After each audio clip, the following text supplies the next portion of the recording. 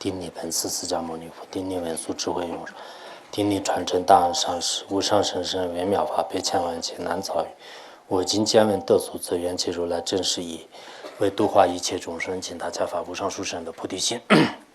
那么我们今天呢，讲全智门峰仁波切所造的净土教言，开启新型佛教之明热。这部净土教言呢，可以说，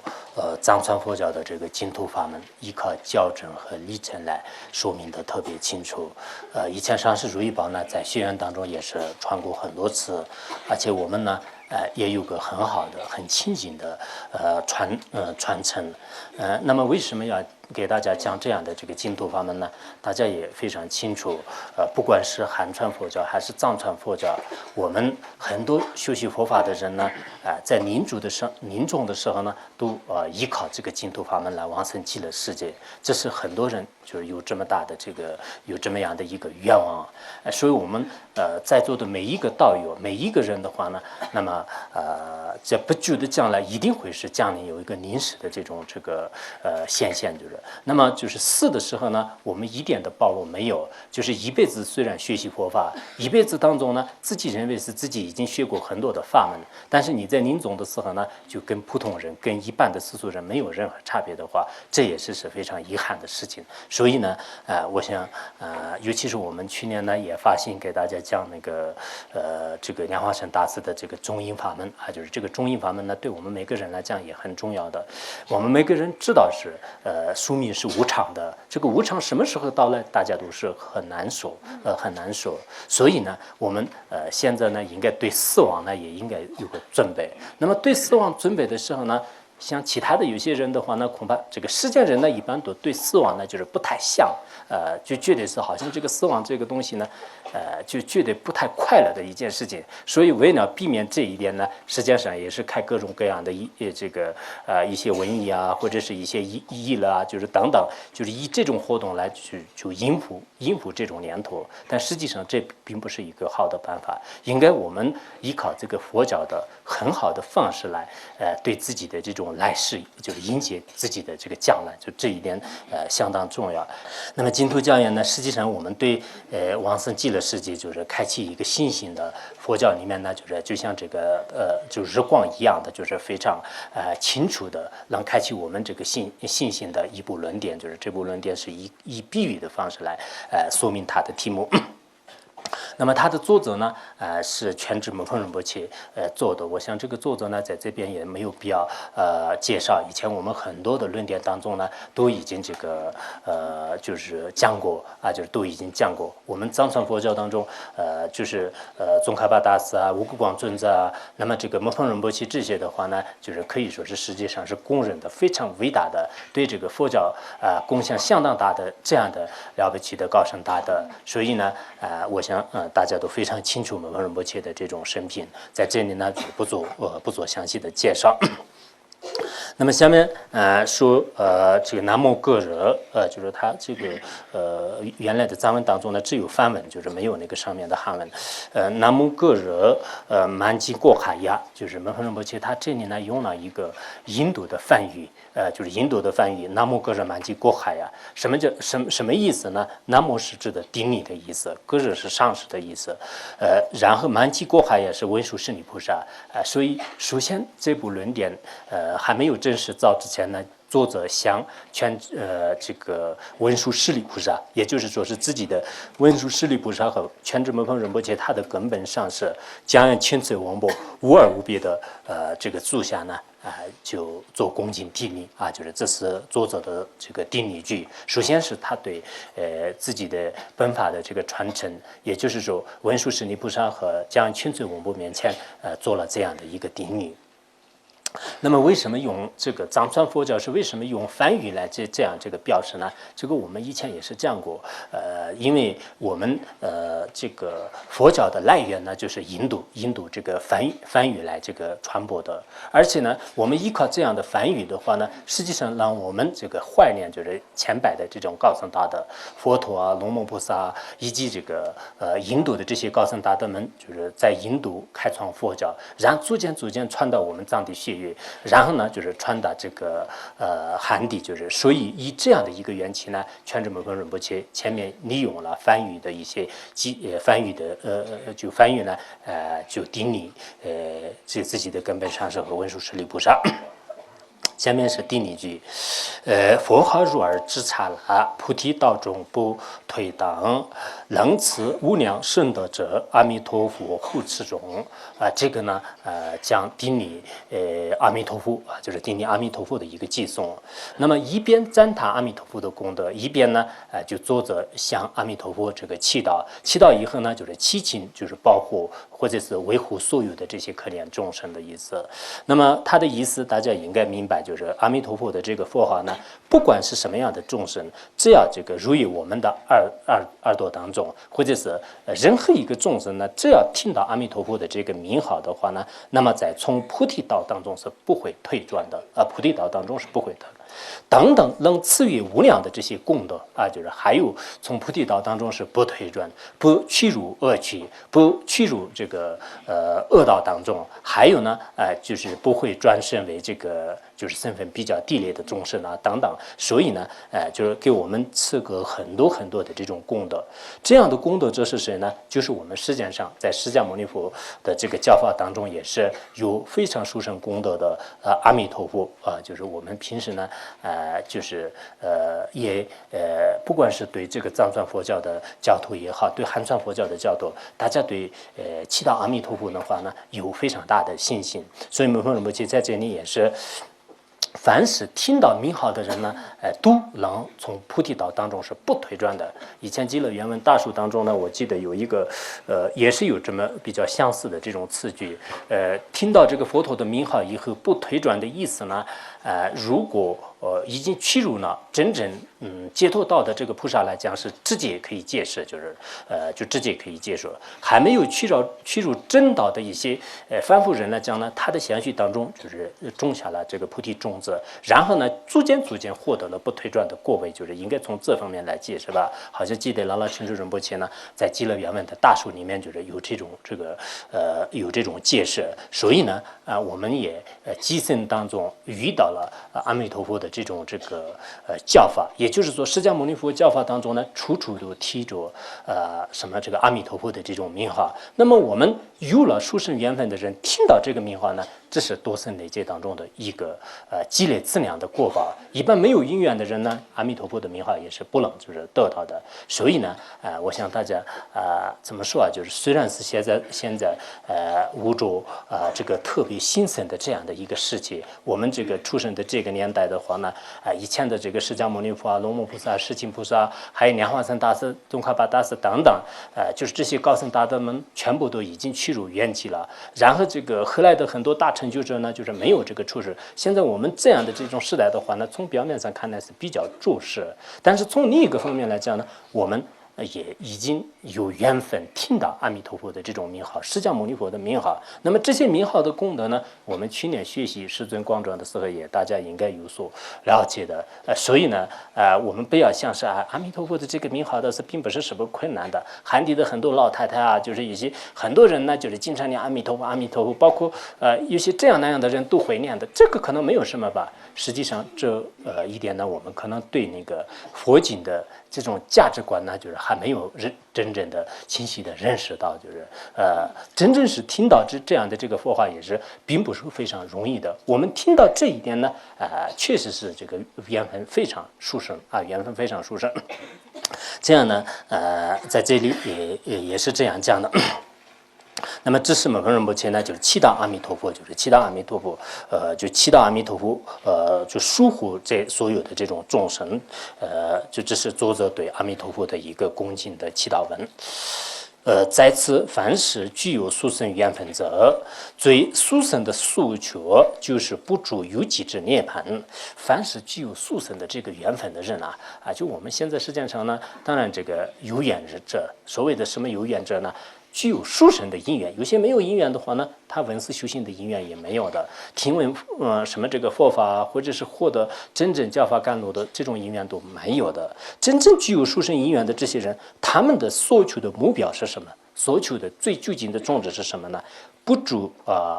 有记二变的涅槃。他这里的涅槃呢，指的是佛果，就是我们这个涅槃呢有彼岸的意思，也就是说，我们这个轮回呢次岸，我们原来讲般若的时候也说过吧，轮回是次岸，就是涅槃是彼岸，就是所以呢，我们在这个世界上呢有这么多的人啊，就是现在有65亿多的人吧，世界人口是这样的，世界人口里面每一个人呢，他有自己的一种思想的目标，一种理想，也就是说，有些人呢，就是现在大多数人的这种价值观呢，全部都是钱财，就认为是有钱的人呢，就是成就的最高，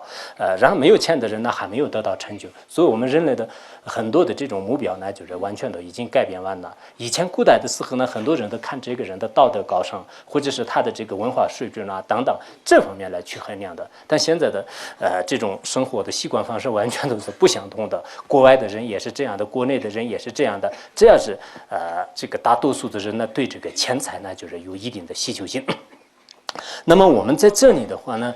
任何一个人所有的这个所求，所有的目标当中，是最殊胜是什么呢？最殊胜是脱离轮回，不住轮回的变，不住涅槃的变，就是像声闻缘觉那样，就是不住寂灭的变，也不住三有的变，不住两变的真正的涅槃，获得复果。这一点呢，就是我们任何一个人呢，真正就是需要祈求的目标。所以说，门分仁波切的这一句话，表面上看到好像这是谁都会说一样的，但实际上呢，我们在这个世界上是真正能动到这一点的有多少人？就是我的这个所作所为呢，要为了利益众生获得复果啊。就有没有这样的人？在世界上是有几个人？包括我们现在，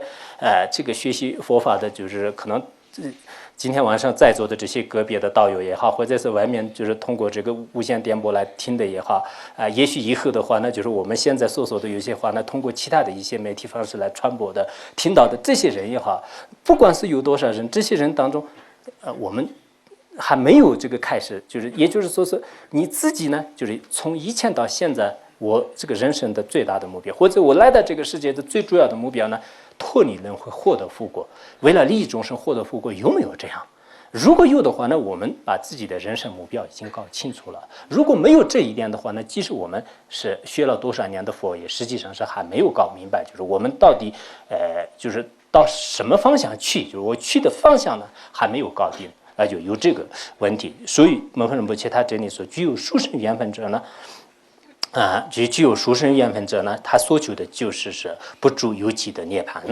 那么这种涅槃呢，就是轻而易举便可获得所求之意的殊胜方便，即是发愿往生极乐世界。那么我们要想获得这样的这种涅槃的话呢，那么获得这个涅槃轻而易举，就是轻而易举的获得这种涅槃，获得这种佛果的最好的方法是什么呢？就是我们要往生极乐世界，发愿往生极乐世界。所以我们在座的人呢，很多人可能我们一个一个的问的话，一个一个采访的话呢，大家都觉得说我也想获得复果，我也想获得复果。但是你这个方法当中是最好的方法是什么呢？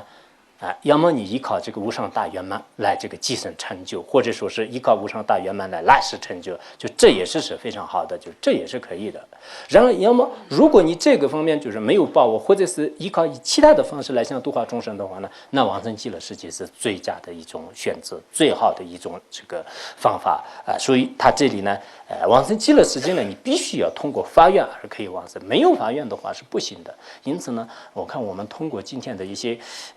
这个听课吧，就是听了这个课以后呢，就是自己的这种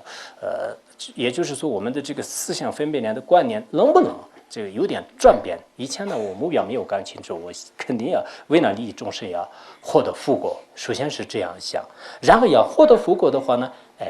所有的这个各种各样的法门当中，还是往生极乐法，也就是说，我们这个净土法门确实是最殊胜的，应该这样想。这个原因是什么呢？为什么它是那么殊胜呢？依靠阿弥陀佛的发愿力，很容易往生极乐世界。就这个是依靠这个阿弥陀佛呢，以前在因地的时候呢，发了这个48种愿。当然这个佛经里面有些说法都是不相同的，像那个这个无量寿经的话呢，就是现在大概有5种这个翻译本吧，就5种翻译本里面的话呢，一般在唐译的这个时候呢，就无量书经里面的很多48，就是讲的这个48愿，还有在宋朝译的有些法本里面呢，就讲了这个36种啊，就是36种。不管是怎么样呢，就是阿弥陀佛的最主要的这个发愿是什么呢？就是我要这个获得佛果，获得佛果的时候呢，我要有什么什么的这些条件，就是比如说48愿，48愿是阿弥陀佛，我们通常呢就是阿弥陀佛发的48愿，释迦牟尼佛呢发的500大愿，药师佛呢就是发的什么这个12种愿，还有我们在这个药师佛经里面所讲的那样的，有些佛呢就是发这个8种愿啊、4种愿啊等等，就是有很多的。那么这个呢，就是阿弥陀佛的这个发愿当中，就是也是发愿力，就是很容易往生。以往生的所有菩萨全部是依赖菩萨，依赖菩萨的话呢，你这样往生到极乐世界的话，全部都是依赖菩萨，就是不会再转于这个轮回当中的。当然，这个当中呢，我们就可能以后也还会讲的，就是到底往生极乐世界呢，有凡夫是会不会往生的？有些人说是带业往生的，有些人说是什么这个带愿往生的，就是有在净土宗的法师当中呢，有各种各样的这个说法。但这个问题呢，我们到时候谈到也可以。一般从这里来讲的话呢，就是全部是依赖菩萨。阿弥陀佛的48愿当中看的话呢，也可以说是到了这里以后呢，就是全部都是这个如来的不出啊，就如来的不出，也就是说是不会退转，就是所以你们分辨的时候，我这次都没有时间，但分辨的时候呢，你们把那个就是48愿呢，就是详细的看一下，看完了以后的话呢，从这个48愿的角度来讲呢，就是应该说到了阿弥陀佛的这种刹土以后呢，就是全部都就是马上就是变成就是依赖菩萨，就是依赖菩萨以后的话呢，从此以后在这个极乐世界呢获得这个佛果，就是应该这样来理解。诸30之5个僧教中也是这样宣说的，诸于无量刹土中的一切佛陀，都再三赞颂了极乐世界具有超胜于其他刹土的无量功德。那么很多佛经里面呢是这样讲的，这个极乐世界所谓的这个极乐世界的话呢，就是很多这个无量刹土当中的这些佛陀呢，经常赞叹这个阿弥陀佛的极乐世界的这种功德。这个记得好像那个48愿的第17愿还是什么这里面也是说了，十方诸佛菩萨如果没有这个赞叹我的这种极乐世界的话呢，就是我不得这个成佛，就是愿我不去成佛，不去成真觉，也这样发愿。但后来呢，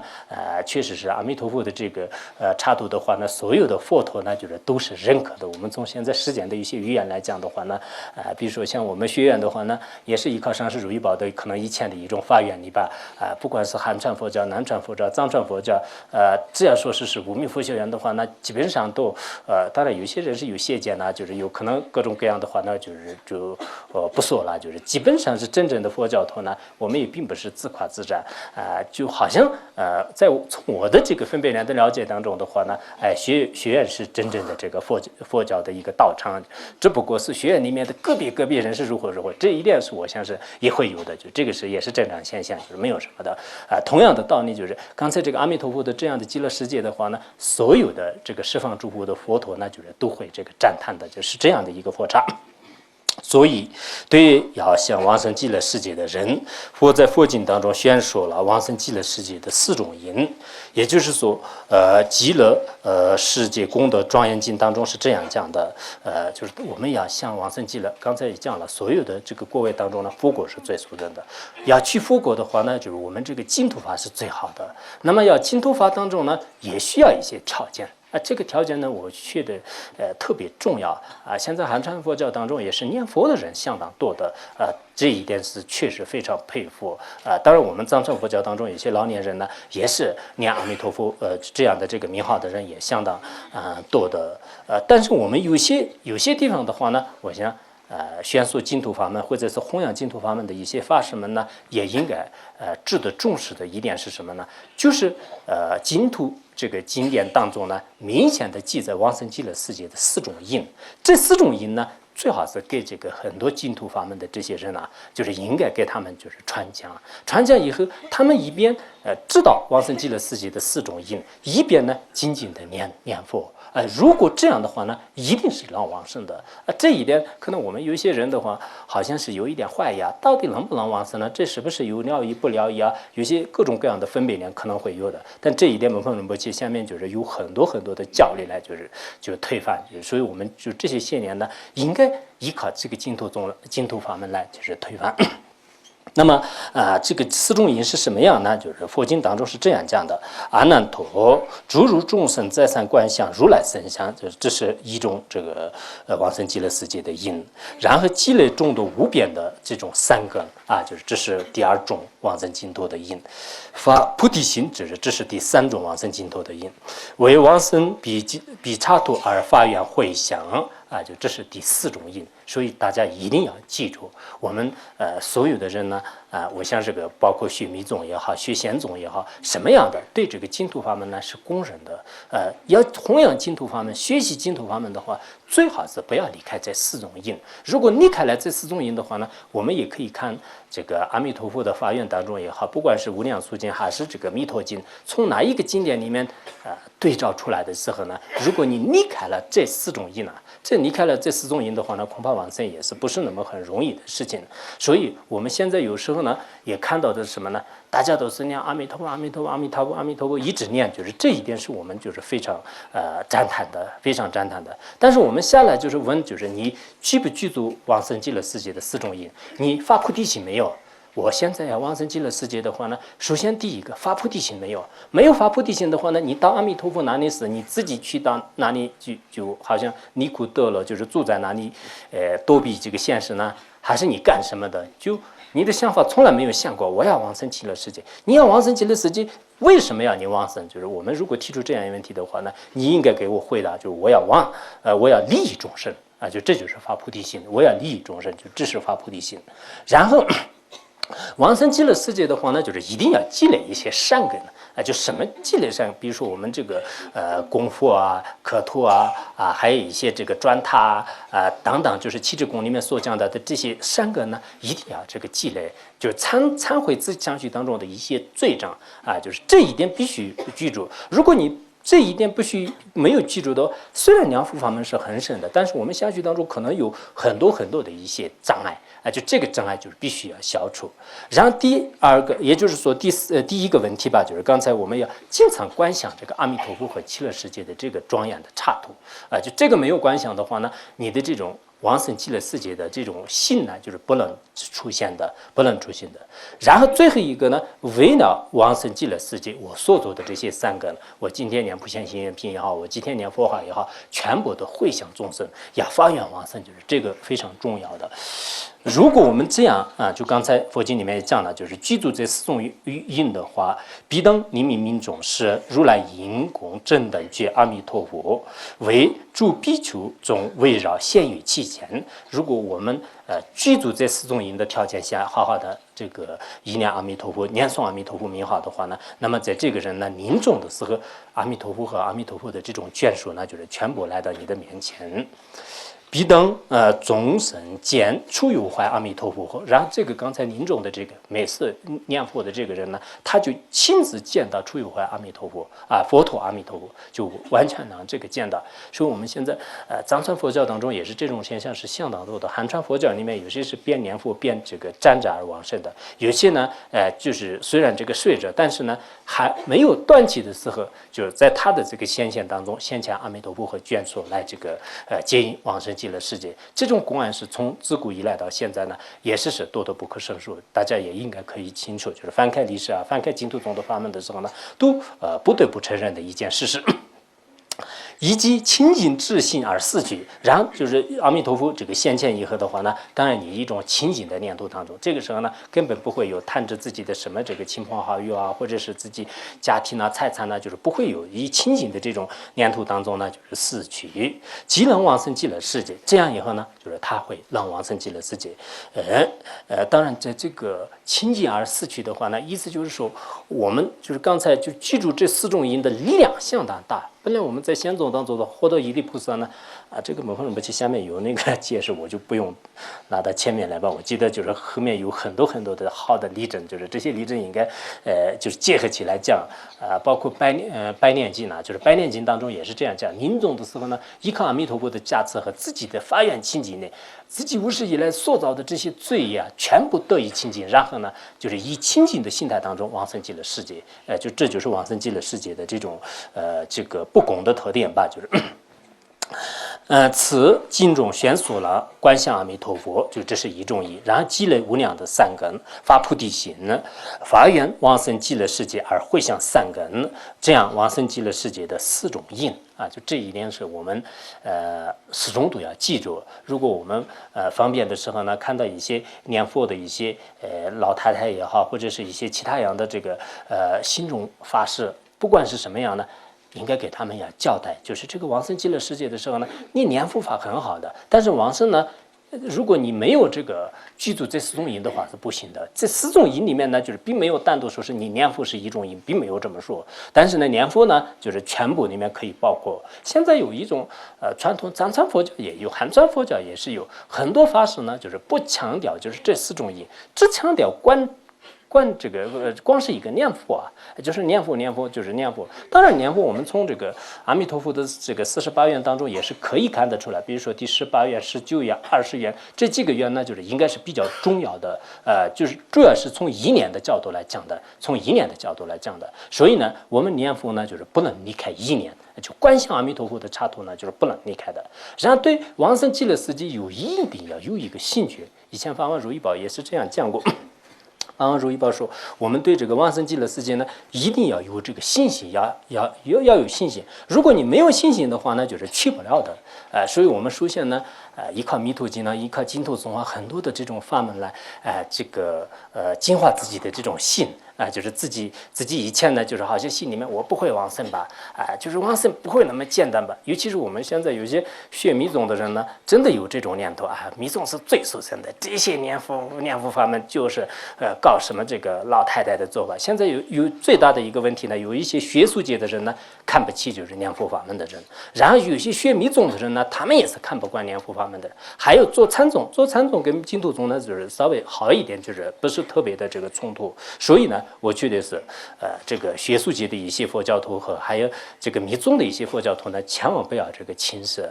我前一段时间接触一位法师，这位法师呢也说的特别好，他说我们呢非常这个敬佩密宗的一些这个修法，但是密宗的这些佛教徒呢，就是千万不要说我们的这个念佛法门呢就是不属实，那我们密宗是最高的如何，不要这么讲。如果这么讲的话，你看我这个佛堂里面是大概1000多个人，每天都是在念佛，然后如果这样讲的话，这些人的水平也本来不是很高的。然后我们学密宗的人你不要学什么净土法门，这个净土法门是如何不好，这个密宗是如何至高无上的。这样一说的话呢，这些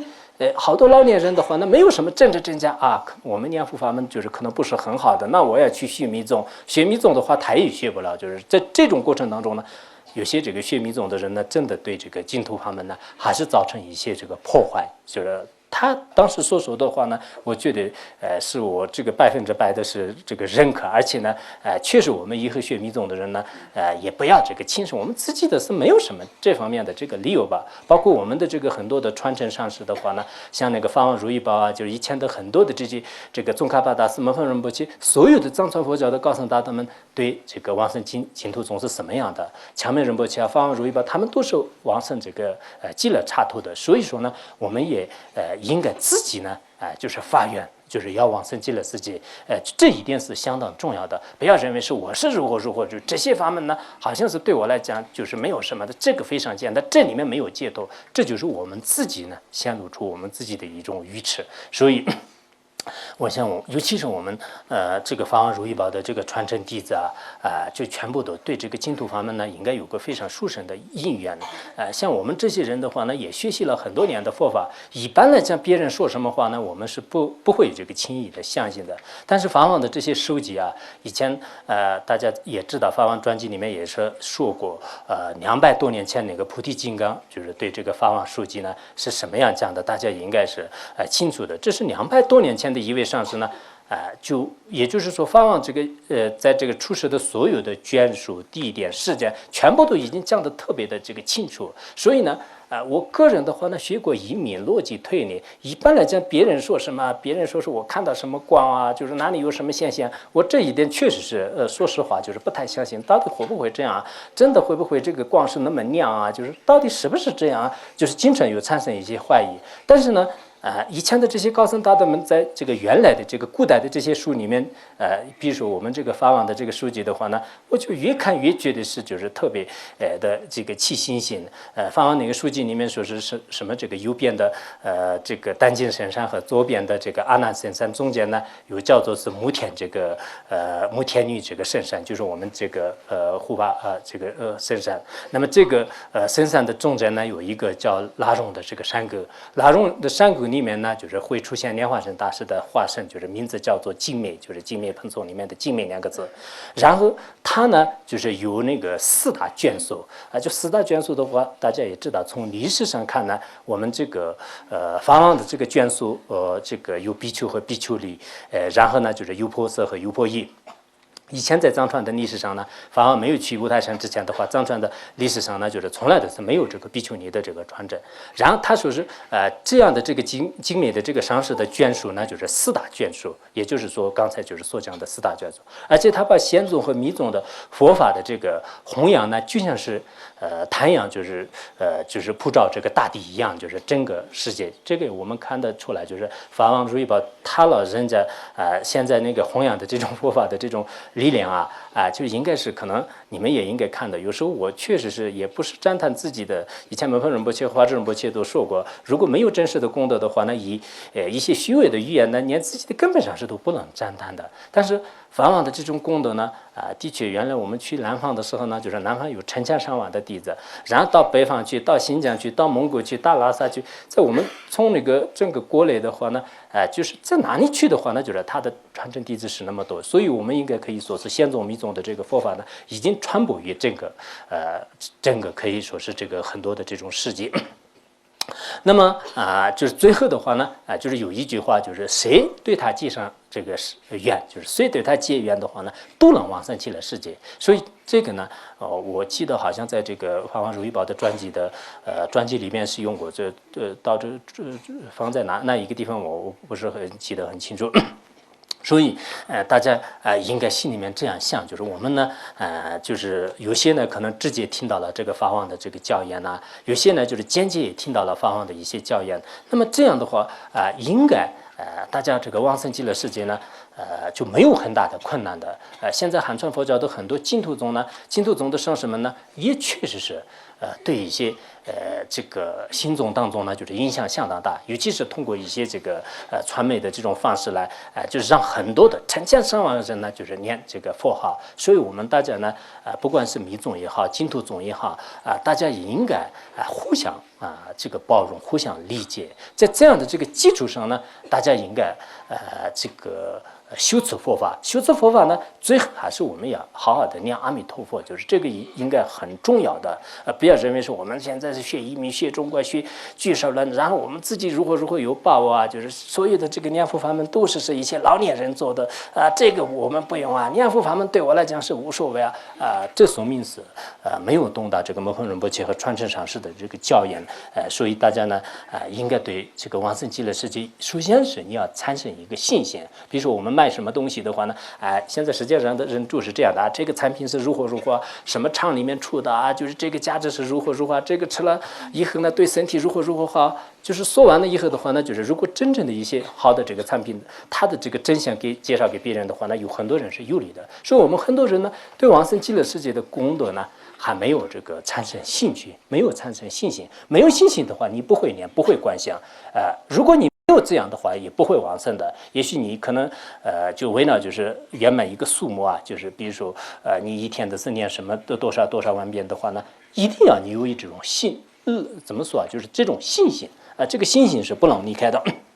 他这里也这样讲，其中一念阿弥陀佛与欲求往生极乐世界此二者是最重要的。就一念阿弥陀佛，就是这个18愿当中也是这样的，就主要是我们要时时刻刻的一念阿弥陀佛的这个功德。还有呢，自己要向去，自己要向去。所以这个往生极乐世界的4个因呢，真的很重要的。比如说我们现在一个人去出国，就是现在一个中国人呢，就是到这个美国去。到美国去的话呢，首先你到美国去干什么？就是这个事情必须要知道。这个就像我们的菩提心一样的。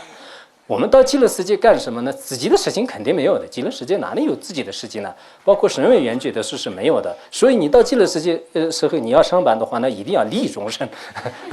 真的这样的，我是这样理解的，就是我的理解也许错了，也许是对的。你往生极乐世界以后的话呢，就是一定要利益众生，除了。如果你不想利益众生的人到哪里去？就是你天天的睡懒觉，天天的是没有什么这个痛苦啊、快乐啊，就是整天的晒太阳，就是可能不会有这种状况。可能不会这种状况，就是这个是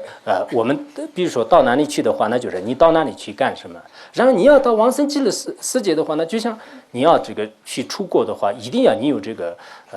人民币或者是美元，就是没有的话呢，就是你想去也是不能的。所以我们要积累资粮啊，就是有一定的资粮呢，你才可以去得上啊。就还有呢，就是自己发愿往生，发愿往生是你要想去，你如果不想去，你没有去1年的话呢，那谁就是强迫你带过去？你又不想去美国的话，那就是不可能别人呢就是就去。然后最后呢，就是这个刚才是观想，就是我要想去，就是这个是我们在这里说是欲求往生也可以说，或者是想去，就是到哪里就这个。最后的话呢，你自己所做3根呢，一定要发愿回向。发愿回向呢，就像办理有关手续一样的，你没有办理有关手续的话呢，也去不了的。所以我们要发愿回向呢，就像是办手续一样的。我觉得这个往生极乐世界的4种因呢，不管是你是老年人还是这个年轻人，一定要记住。摩诃仁波切下面也讲了这个最主要的是什么呢？就是意念和往生极乐世界的这种信心。这2个很重要的，其他的这2种呢，就是也算是一种祝愿，其祝愿为极乐善根与发无上菩提心，就是这个是刚才往生极乐世界的祝愿啊，就是这个是往生极乐世界的祝愿。所以主要为了宣说阿弥陀佛，信心极为重要。所以我们在这里呢，对这个净土法门和对阿弥陀佛有很大的信心，这是非常重要的。佛在极乐世界功德庄严经中云。这个极乐世界功德庄严经呢，按照那个藏文的译本来这样翻译的。但以前我们讲的时候，有些人呢说是在汉传佛教的有些什么那个弥陀经啊，还有那个无量寿经啊，这里面有些校正对的时候呢，就是有时候可能不好，就是对不弄，有这种情况。但我想它不一定要非要对的弄。如果你一定要对的弄的话，那你像无量寿经的这些5种译本，每一个译本就没办法，就是后来呢，也不得不搞成这个汇集本，就是所以在汉传佛教的角度来讲，也是所有的这个经典呢，全部这个对的弄的话，那这是非常困难的事情。你唐朝这个所翻译的，宋朝所翻译的，明朝所翻译的这些好几个译本对在一起的话，那就是全部不一定是非常相同的。但我相信我们藏传佛教的这些历代的高僧大德和大成就者的医师们呢，所翻译出来的话，印度肯定有这个范本就是所以说呢，我想我们这个应该就有些地方稍微有点不同的话，那也不要认为是这个是个大错啊，或者是我们现在因为这个网络比较发达，现在一查这个好像极乐世界功德庄严经呢找不到的话，那是不是错了不要这么想，就是这样的话呢，我们汉传佛教的，包括我们心经波罗蜜多也是真正就是全部相同的一个译本呢，要找的话是相当困难的事情。刚才说那个佛在极乐世界功德庄严经中云，阿难陀，若3男子3女人，欲求即生现前善事阿弥陀佛，此人引发无上真实圆满菩提心。如果你真的要向那个现前阿弥陀佛往生极乐世界的话，一定要发无上圆满的菩提心，并以殊胜意乐为往生极乐世界查陀发清净的心。就是要对这方面呢，就是发愿，就是观想就发愿观想，积累善根圆满慧想，就特为宣说欲求往生极乐世界的重要性。此经有云：阿难陀，何则常观想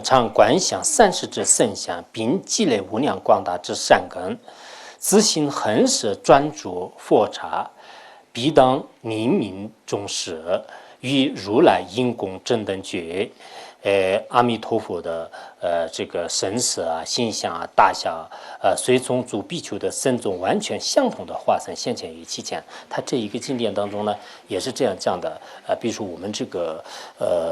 很多的修行人啊，他在观想阿弥陀佛的身相，有积累了广大的资粮，很是专注这个佛刹，就要向往生到哪里，然后自己发愿呐、回向啊，就这样。如果这样的话呢，这个人临终的时候呢，就是阿弥陀佛。相同的一个他的这个化身出来就是他的这个化身跟我们平时呢观想阿弥陀佛一模一样的，包括他的这个身相啊、眷属啊，然后他的这个庄严呐、等等，全部是跟阿弥陀佛一模一样的这种化身来这个迎接的就是来迎接的。以前上师主义宝也讲过，就是这个极乐世界的这种庄严呢，实际上也是我们在真正的明眼量当中是真实存在的一个世界。但是我们这个佛的这种身边力和化身力呢，不可思议的。不可思议的话呢，它也可以这个依靠各种各样或者是成千上万的这种化身来迎接这个众生。我们有些人呢叫这个阿弥陀佛呢，就是一个诸尊。那么这个每一个念佛的人往生的时候呢，阿弥陀佛亲自出来这个接。就像现在有些大寺院里面呢，就是这个时候呢，就是忙得不得了。今天马来西亚的客人来了，然后这个新加坡的贵宾来了，然后这个特别忙来忙去，又到那边去接待，又到那边去接待。阿弥陀佛呢不是这样的，阿弥陀佛呢应该说是获得这个佛陀的这种果位的时候呢，它有无量无边的这个身边。那么佛陀的这种这个化身，也就是说获得一地菩萨的时候也是化多少，大家都应该可以清楚的。然后获得佛果的时候呢，我们也不用像是我看这里也是念佛的一个人往生的，那里也念佛的一个人往生。那这样的话呢，阿弥陀佛是不是每一个到哪里去，这边接的时候那边来不应，会不会有这种情况呢？不会有的。这就是我们对这个佛经和佛陀的功德呢不太了解的一种分别念素质。所以呢就是我们这个往生的时候呢，就是与阿弥陀佛一模一样的，但是实际上是它就是这个化身的。所以我们像现在的这种这个化身这种现象的话呢，那我们也讲了就是普贤这个云供里面所讲的那样的，佛有不可思议的这种现象和身边力，然后呢可以显现不可思议的佛陀，就是跟阿弥陀佛一模一样的这些这个身相来这个接引极乐世界，也是这个意思。彼等因先见善识，就是他们呢，就是见到了这个阿弥陀佛的化身的形象，其为亲近者等此。这个时候心很亲近的，心很专注。一般人这个往生的时候呢，尤其是对这个往生极乐世界有一定的把握，就这种人的话呢，他在往生的时候呢，确实是心很亲近的，他不可能贪念自己的什么亲眷呐，自己的这些财物啊，自己的各种各样的这种法呢，就是不会贪念的，就是他在一个非常清醒的这个等次当中，不枉是正念，就是不枉是正念，他对念佛啊，或者是他观想阿弥陀佛的这种镜像，这些呢一点都是不会忘失的，在这种正念当中而死去，以后呢可以往生极乐世界的。所以这一点跟那个我们莲花生大师的六中印里面的临死中印的有些窍诀呢非常相同的。我们临死中印的时候呢，也是舍弃一切的这种贪念。就是对自己平时就是注意的这些财产呢，有些人是的时候我有什么什么房啊，我有什么什么财产呢，这些都完全就不合理的了。应该你要舍弃的时候呢，你贪着这些又没有什么用的，就是跟石头一样没有什么用的。应该心一意的专注阿弥陀佛就是因为临死的时候很多的这些观想呢有困难的。前一段时间我在深圳的时候呢，他们有些人说现在不是那个录中印呢，就是做成一些光碟，就是然后呢就是经常很多人呢就是可以看然后当时他们很多人说是我们这个每一个人要死的时候会经过这些中印的这个现象，那么这些我们如果没有认到，或者是我们每一个人可不可以观？我当时这样讲的，因为这个录中印的各种现象的话呢，一般来讲德国这个密法的这个观点，然后对大圆满和对录中印呢有一定的了解。尤其是对这个100个本尊呢，就有一定的了解，并且这个修过这些文解脱的法门的，像这些人面前的话呢，你就可以这个认识，就是这个是有非常大的这个价值。但我们现在一般的很多人的话，有没有这些境界呢，也很难说的。就是很多人都可能没有得过灌顶，即使得过灌顶呢，你对这个六种云的法门呢，就是修持的可能不够。如果这样情况的话呢，你最好你这个心专注阿弥陀佛，这个是最容易的。确实我们以前上师如意宝也是说过吧，我们死的时候呢，你要观想弥勒菩萨或者弥勒佛啊，然后这个东方显性刹土啊，等等等，就是很多这个刹土这样像的话呢，到时候这个临终的这种心呢就会乱了，就是不能这个一心专注的。然后我们生前的时候呢，我临死的什么时候这个临死出现的时候呢，我一定要观想，第一个念头就是要观想给自己的上师无二无别的阿弥陀佛。就如果你这样观想的话呢，哪怕是你什么样的，比如说你犯差啦，或者是做什么那个就非常突然性的一种这个失望来临的时候呢，突然就觉得说我这次已经完蛋了。这个时候呢，如果你第一个念头有一个阿弥陀佛和上师无二无别，就是有阿弥陀佛啊，或者是上师智啊等等，有这样的一个念头的话呢，那么我们的这个生死呢，就是可以跟上师阿弥陀佛无二无别，往生极乐世界。所以这一点呢，我觉得是大家还是平时的是确实很重要的。因为人的这种死亡无常呢，来的方式都是完全是不相同的就是有些觉得是还是在医院里面受很长时间的苦啊，就是在这个死亡的；有些呢就是突然就是会死亡的。所以我都经常在这个坐车的时候呢，就是突然就是如果犯了的话，那我能不能第一个念头，我道理上是知道，就是确实，如果这个我有这个念头，我就自己稍微愣的话，那我肯定选择这个，因为除了这个以外，咱没有什么更好的这个选择了。在实践当中，是我要谈点什么的话，是这个也没有什么用的。但是我这个时候呢，可能人的恐惧感特别强烈，就是那个时候呢，能不能就是起这个念头，就是这个时候我就最担心，就是最关注的一件事情，就是平时的日相，就是如果出现一个特别害怕的事情呢，我不行呢，我马上要念阿弥陀佛，或者是一念阿弥陀佛。如果一念阿弥陀佛也不行的话呢，把自己的圣识呢就往上，就是在上面呢有阿弥陀佛和上师，然后我的这个圣识呢就是往上去，就是有这么一个念头的话，也让这个旺盛的。所以这些念头呢，我相信我们每一个人呢会经过这个关的就像我们这个现在呢就是在派对一样的，就是到时候呢就是一个一个的是要这个离开这个人间，离开这个人间的时候呢，有些人真的这个方法是非常好的，就是最后确实是往生极乐世界的也有，有些人呢就是没有的。所以我们现在呢就像一个学校里面一样，一个学校里面毕业以后的话呢，有些是当官的，有些是犯法的，有各种情况会出现的。所以我想我们在座的人呢，或者的就我们现在人在生存的过程当中，还是对死亡和对临死呢，自己也应该准备。然后自己所懂得的这些净土法门的有些教言的话呢，我觉得给别人呢有必要传说有必要传说。因为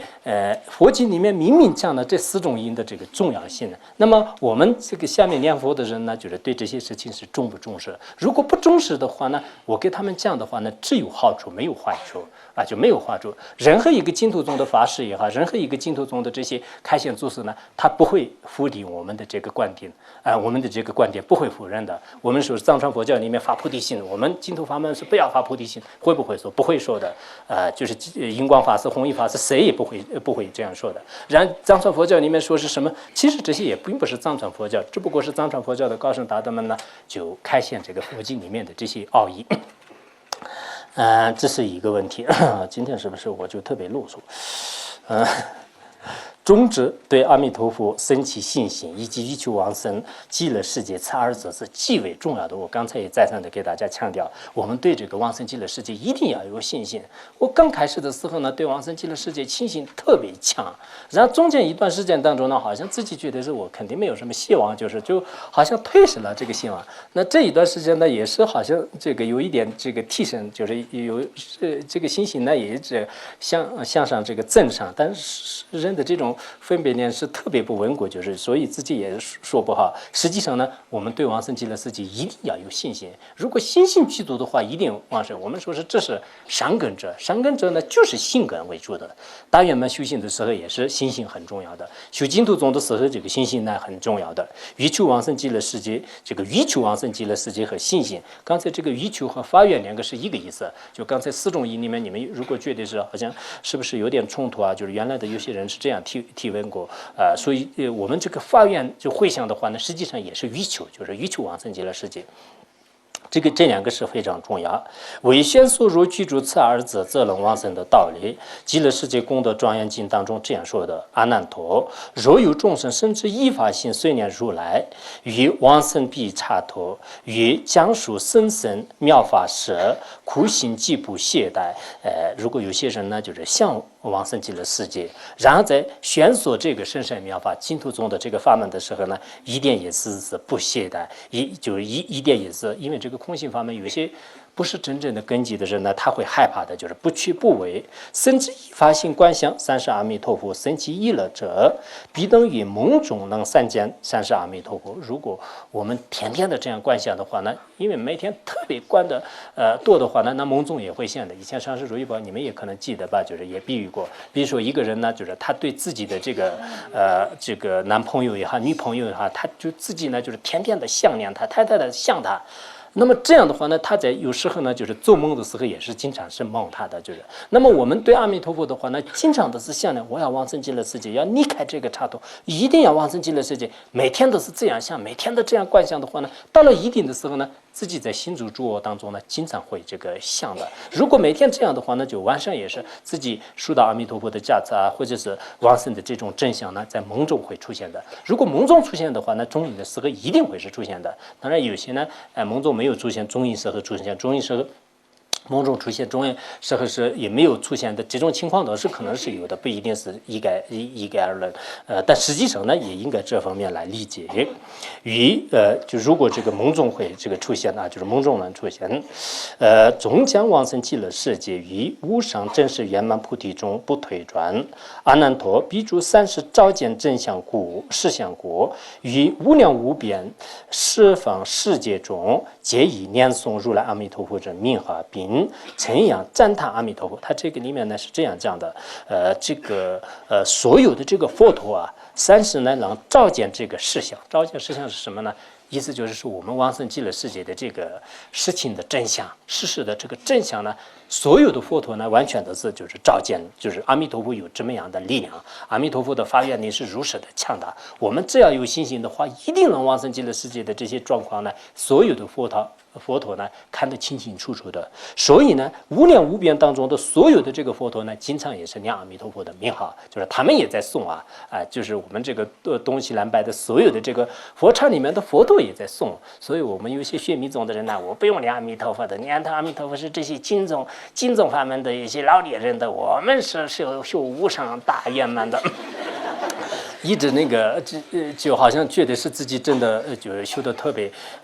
当然是有些人呢，就是依靠净土宗的法门呢，不能这个度化的，依靠大圆满来度化的，这种现象是肯定有的。有些呢，就是依靠大圆满来不能度化的，依靠大殊远，就像弥勒这边的话呢，虽然大圆满是很殊胜的，但是呢，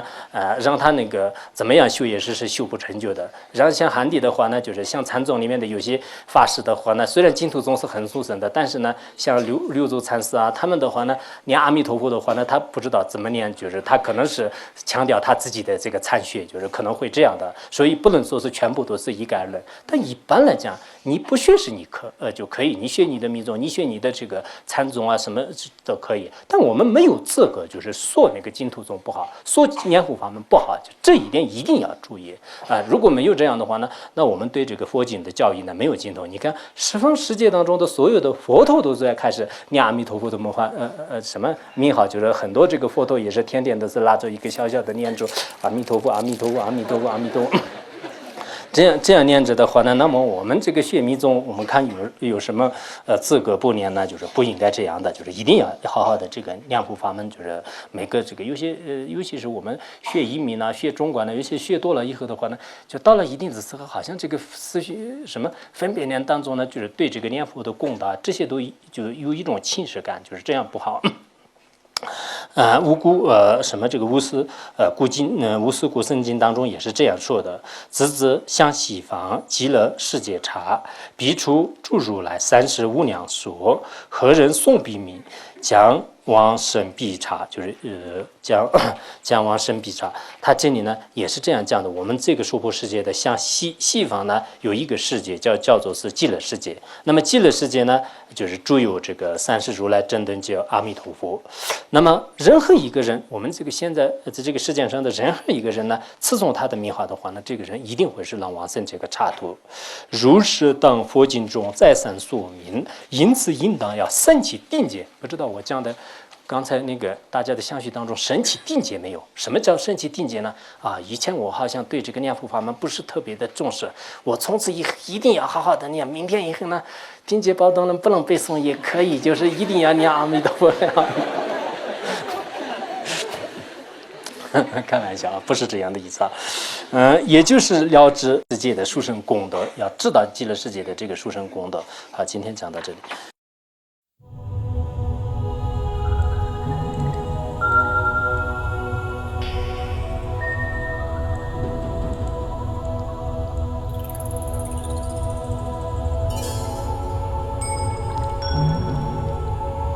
Sonam dei tamse rupanya tonani de jana pasi jirgana jirano chupai chupun zolen droa droa sho